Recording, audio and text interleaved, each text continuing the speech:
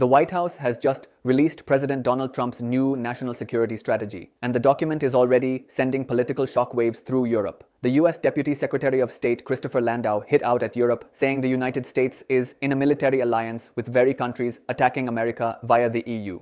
He added that nations of Europe cannot look to the US for their own security while affirmatively undermining US security through unelected, undemocratic, and unrepresentative EU. Here's what you need to know about this stunning attack on America's oldest allies. The quietly released document characterizes Europe as an overly regulated, censorious continent that lacks self-confidence and is facing civilizational erasure due to immigration. It accuses Europe of taking advantage of US generosity and failing to take charge of its own destiny. At one point, the strategy warns the continent will be unrecognizable in 20 years or even before that. It criticizes Europe's immigration policies, declining birth rates, censorship of speech, and suppression of political opposition. The document claims European governments are subverting democratic processes and ignoring the public's desire for peace, particularly regarding the war in Ukraine. It states that the war in Ukraine has left Europe's relationship with Russia deeply attenuated and warns that managing these tensions will require US diplomacy to restore strategic stability. Here's the bombshell demand. The US wants Europe to take over a majority of NATO's conventional defense capabilities from intelligence to missiles by 2027. European officials have slammed this deadline as completely unrealistic. German Foreign Minister Johann Wadephul hit back, saying, quote,